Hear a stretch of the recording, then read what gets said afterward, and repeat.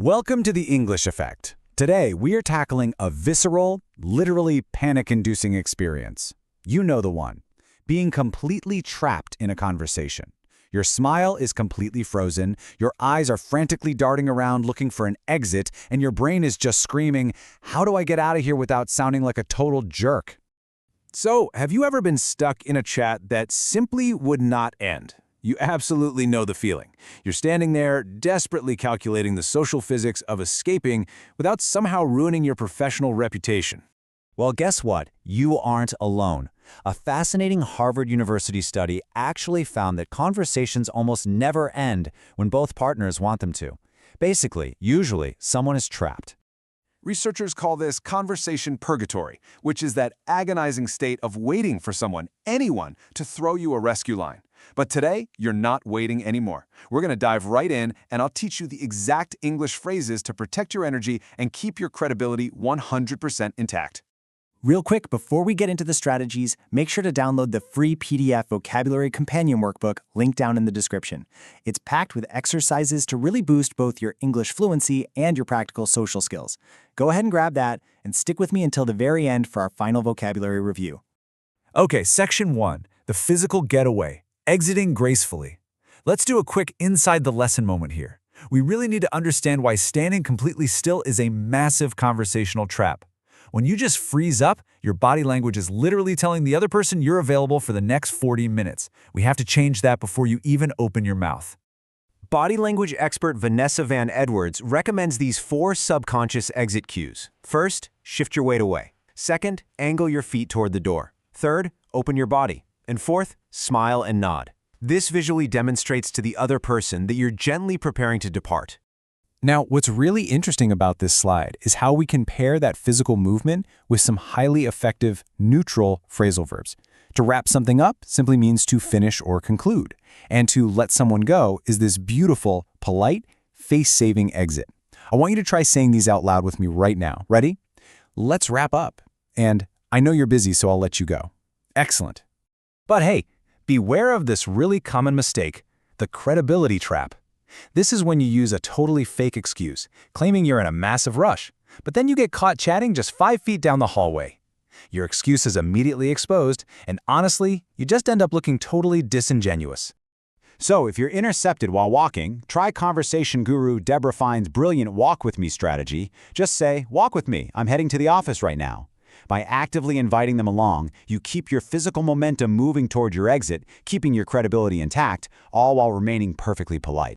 Next up, the white flag strategy. 1 lap left. Think about a high-speed race car track for a second. When drivers see a white flag wave, it signals that they have exactly 1 lap left before the race is entirely over.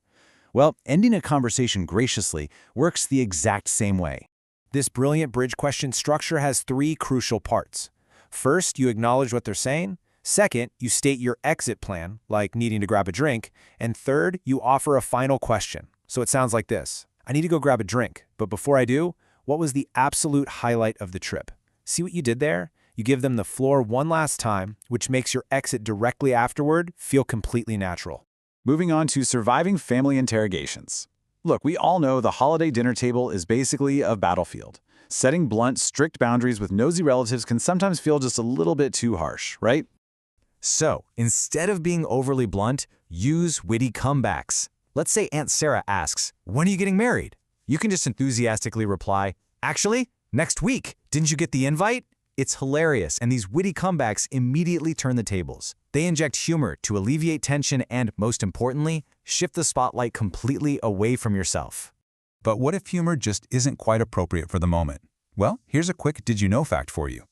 A neutral household chore redirect is actually your safest, most polite physical escape hatch. Simply saying you need to go check on the mashed potatoes or the dessert table is pretty much bulletproof. I mean, nobody argues with dessert. All right, let's look at professional subject changing, because what works at a chaotic family dinner definitely doesn't always work at the office.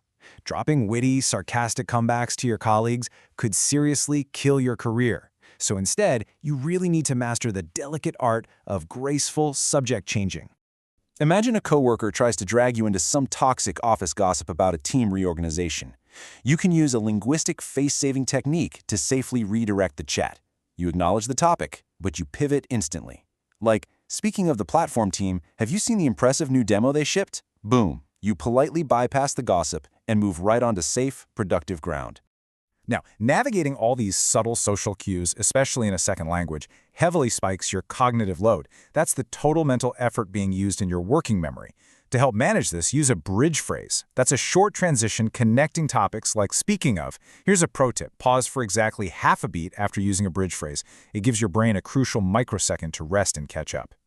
Okay, let's dive into this next one. Cultural awareness in exits. You see, politeness is not universal. It is absolutely a cultural moving target. If you work with global teams, you have to remember that an exit that's considered perfectly polite in one country might actually be deeply offensive in another. For example, in direct cultures, places like Israel, Germany, or the Netherlands, a blunt, explicit pivot is highly respected because it's efficient. But indirect cultures, think Japan, China, or Peru, they require softened redirects. In those contexts, a blunt shift feels incredibly rude, so you absolutely must soften your exit with a gentle acknowledgement first before you even try to change the subject. Next up, digital video calls.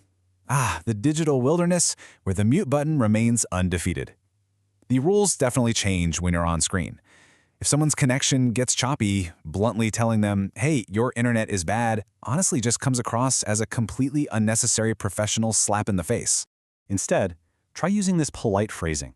I want you to practice saying this exact phrase out loud with me. Ready? Sorry, you cut out there. You froze right after the budget. Could you repeat that last bit? By naming specifically where they froze, you completely avoid sounding rude and just frame the whole thing as a minor technical glitch. The real secret here is managing your virtual clock with precision. Need to interrupt? Just ask, can I jump in here with a quick question? The quiet magic of that word quick promises everyone you aren't going to hijack the meeting. Have to leave? Just use I've got a hard stop. And let's clear up a huge corporate mistake right now. Saying, let's take this offline does not mean hang up the call. It simply means you're parking the topic to discuss it privately later. All right, let's pull this whole shebang together with our explainer's 3 core takeaways. First, remember that exiting gracefully is a learned skill, and mastering these precise exits actually dramatically reduces your anxiety about starting conversations in the first place. Second, leverage techniques like the white flag to transition smoothly. And third, absolutely always respect those cultural differences when you're communicating globally. Which brings me to a final, very important question for you. Following the rules of that Harvard study we discussed earlier, if I don't end this explainer right now, will we be stuck here in conversation purgatory together forever? Well, to save us both, I'm going to gracefully wrap this up. Don't forget to grab your free workbook down in the description. Thank you so much for learning with us here at The English Effect, where we embrace English excellence. See you in the next one.